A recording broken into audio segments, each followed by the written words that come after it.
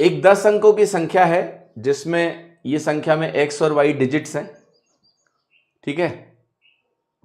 ये 72 से डिवाइड हो जाता है, y कह रहा है 5 से बड़ा है, तो हमें बताना है कि 3√x + y की वैल्यू क्या है।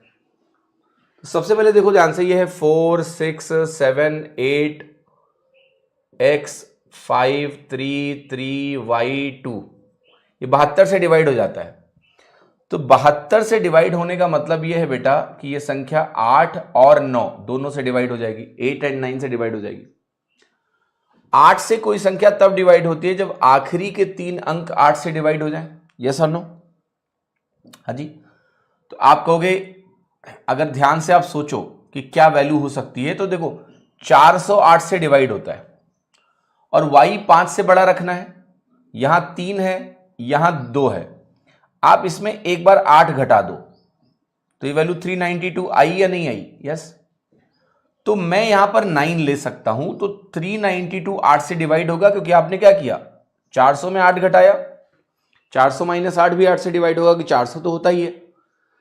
अब y की वैल्यू मुझे दिख गई कि 9 हो सकती है। एक और चीज ध्यान रखना, जब भी मिडिल पार्ट वेरिएबल है तो 40 घटाते जाओ तो ये वैल्यू आएगी 352, यानी इसके जस्ट पहले वाला जो नंबर डिवाइड होगा 8 से वो 352 है, पर ये चाहिए नहीं क्योंकि y 5 से बड़ा लेना है, तो ये नहीं चलेगा, सिर्फ 392, यानी y फिक्स हो गया कि y 9 के बराबर है।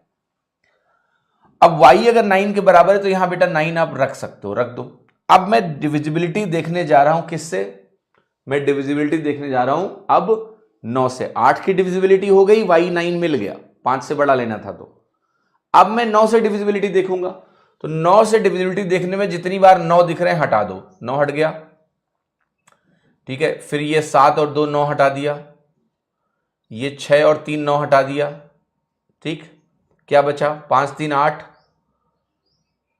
5 3 8, 8 16 4 22, तो ये मिल रहा है 22 + x।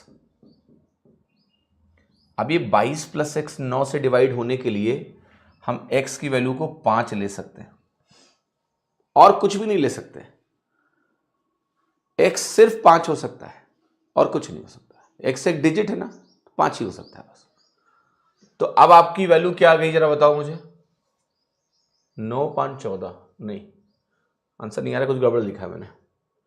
9 9 9, इसको 9 लिया, 9 कट गया, फिर मैंने 7 2 9 काटा, मैंने 6 3 9 काटा, अब बच रहा है मेरे पास 5 3 8 8 16 4 20, 20 बच रहा है, सॉरी, ये बन रहा है 20 + x।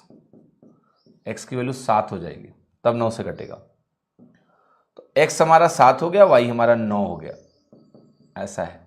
तो जो 3√x + y है जिसकी वैल्यू निकालनी है वो हो गया 3√16, और √16 4 है, तो 4 3 12 आपको मिलेगा। आंसर आपका आ जाएगा A 12। 40 माइनस क्यों करूंगा मतलब 40 माइनस करने से मिडिल डिजिट ही बदलती है और कुछ नहीं बदलता है, ठीक है। 3 और 2 तो सेम ही है ना, सवाल ने फिक्स कर दिया उसको बेटा।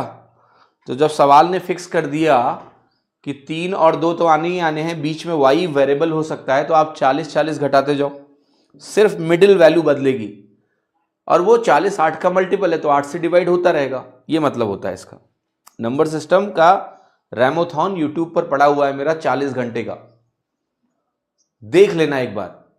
इस बार मेंस में भी जो सवाल आया है ना वो 3 फैक्टर्स वाला, वो सब उसमें है। भविष्य में जितने भी सवाल आ सकते हैं सब मिलेगा, ठीक है। y की वैल्यू निकालने के बाद क्या बोल सकता हूं कि b और c नहीं होगा? हाँ बोल सकते हो। y अगर 9 आ गया तो 3 × x + 9, अब 9 + x डेफिनेटली आपका 9 से बड़ा हो जाएगा। अगर x 0 आए तो भी 9 आएगा, तो 9 या 9 से बड़ा होगा। अब यहां पर ये और ये गलत हो गए, क्योंकि ये कभी उससे वो नहीं आ सकते, तो ये गलत हो गए।